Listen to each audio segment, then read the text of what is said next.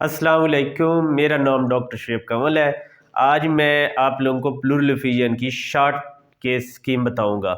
आप लोगों को पता है कि शॉर्ट केस में टाइम बहुत ही कम होता है। इवन इस्लामाबाद सेंटर वाले तो 5 मिनट्स की बजाय आपको 4 मिनट देते हैं और 1 मिनट तो बेल में ही गुजर जाता है।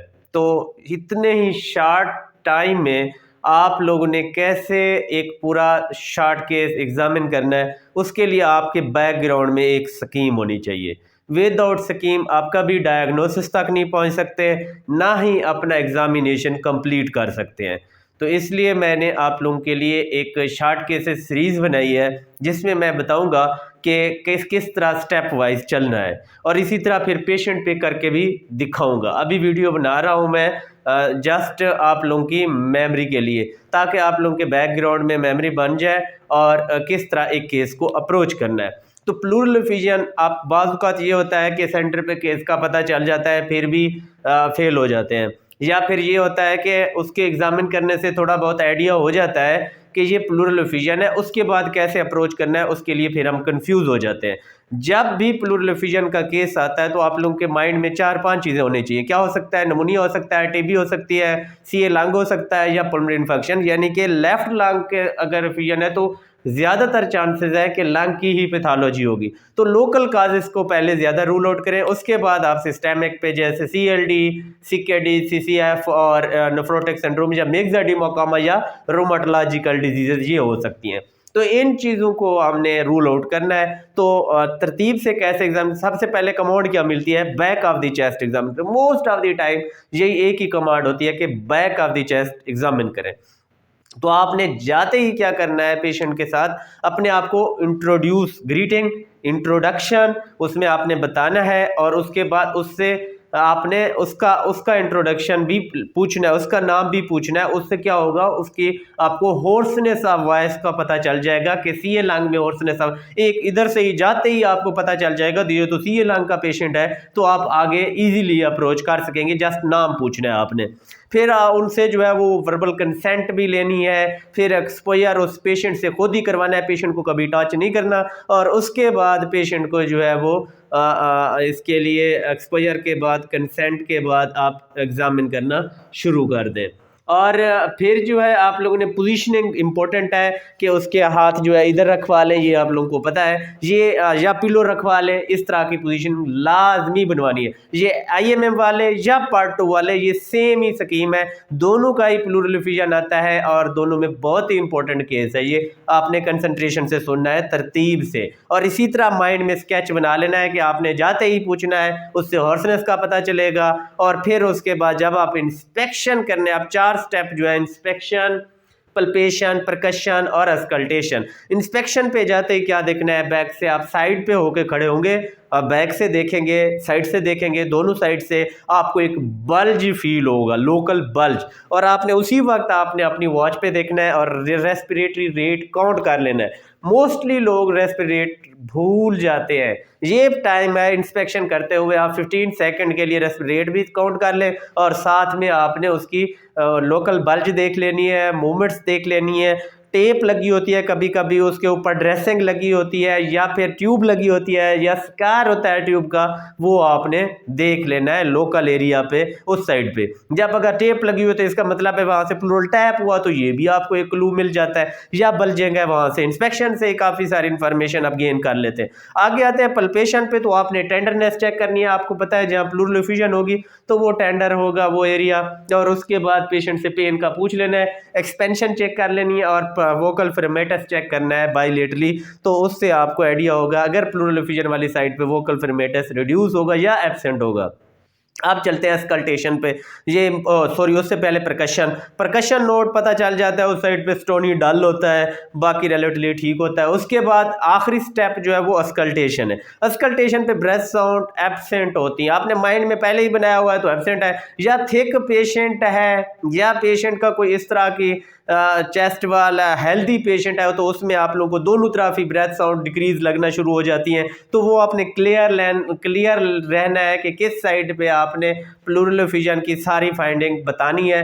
तो वो उस साइड पे आपने एब्सेंट ब्रेथ साउंड कहना है, ये डिक्रीज तो कहने से ज़्यादा यही है कि एब्सेंट ही कह दें, और वोकल फ्रेमेटस भी उस साइड पे डिक्रीज या एब्सेंट ही बोले। और उसके बाद उससे just above the effusion there will be crackles या ब्रोंकियल ब्रीथिंग हो सकती है। गोफनी सुने आप, उसके लिए भी उसको आपने देखना है या रब देखनी है। तो ये आपकी अस्कल्टेशन की फाइंडिंग होगी। बेसिकली आपने जो पल्मों का एग्जाम है वो तकरीबन बैक से सारा एग्जामिन कर लिया है, लेकिन फ्रंट अभी रहती है और हमने बैक पे कुछ चीज़ें जल्दी जल्दी कर लेनी है। जब हमें पता चल जाएगा कि प्लूरल एफिशिएंसी है तो उसी पोजीशन में आप लिम्फ नोड चेक कर लें, सर्वाइकल, सुप्राक्लेविकुलर लिम्फ नोड और थायराइड को चेक कर लें। आपको पता है हाइपोथायराइड में, हाइपरथायराइड में दोनों में प्लूरल एफिशिएंसी हो सकती है, तो उसमें आपने थायराइड को लाजमी चेक करना है और axillary lymph node for the CAA lung या ट्यूबरकुलोसिस।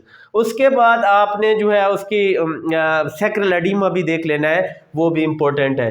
फिर पेशेंट को आपने मेक अलाइव यानी लिटा देना है पेशेंट को। उसके बाद आपने उसके जल्दी जल्दी एक्जिला में उसके थर्मामीटर रखना है। आपने टेम्परेचर भी तो देखना है, नमूनिया है तो उसमें टेम्परेचर हाई ग्रेड होगा, TB है उसमें भी देखना है। और फिर आपने पोजीशन ऑफ ट्रैकिया फ्रंट पे जो ही पेशेंट को लेटाया तो पोजीशन ऑफ ट्रैकिया देके 3 फिंगर, 2 फिंगर, 1 फिंगर जैसे भी आपको इजी लगता है आपने अपोजिट शिफ्ट करना ही करना है। ये हो ही नहीं सकता कि प्लूरल एफिशिएंसी चाहे जितनी छोटी है जो भी है आपने शिफ्टेड टुवर्ड अपोजिट साइड बोलना है। और इसी के साथ आपने ट्रैकियल टग भी चेक करनी है और एपेक्स बीट भी देखनी है। तो एपेक्स बीट को भी शिफ्ट करना है और ट्रैकिया को भी शिफ्ट करना है, चाहे उस पेशेंट में है या नहीं है। जब आपने प्लूरल एफिशिएंसी की फाइंडिंग बनाई है तो आपने ट्रैकिया को शिफ्ट करना ही करना है।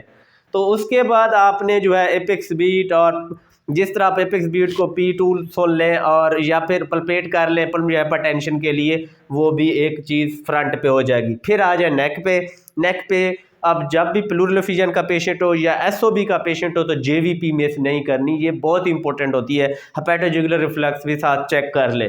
और उसके बाद आप हैंड नेल पे बस ये यहाँ देख के फिर आपने हैंड नेल पे आना है। नेल पे आपको पता है कि clubbing important, respiratory causes clubbing जितनी भी इंपॉर्टेंट रहे।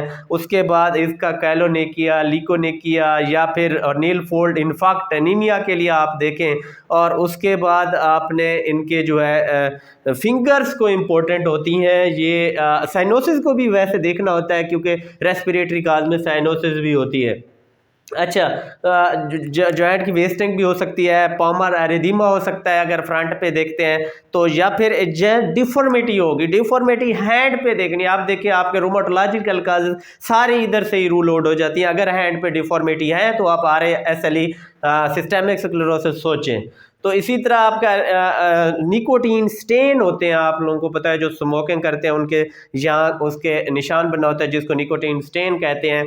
और हमेशा ही आपने फ्लैपिंग ट्रेमर करने हैं। जब भी हैंड पे ये देख रहे हैं तो फ्लैपिंग ट्रेमर करवाएं, क्योंकि आपका CLD का पेशेंट है उसमें भी फ्लैपिंग ट्रेमर पॉजिटिव होंगे, या रेस्पिरेटरी फेलियर में है तो उसमें भी आपके पेशेंट में फ्लैपिंग ट्रेमर होंगी। तो फंक्शनल स्टेटस के लिए ये आपने लाजमी फ्लैपिंग ट्रेमर कराने हैं। उसके बाद आप आ जाएंगे रिस्ट पे और आर्म पे। रिस्ट पे आपको पता है HPOA important sign of CA lung वो चेक करना है। फिर आर्म पल्स चेक करते जाए, वहाँ से आपको पता चल AFib में भी तो हो हार्ट फेलियर और उसमें भी तो प्लूरल एफिशिएंसी हो सकती है। इसी तरह टकीकार्डिया है तो उसमें टेम्परेचर है पेशेंट को, उसमें भी।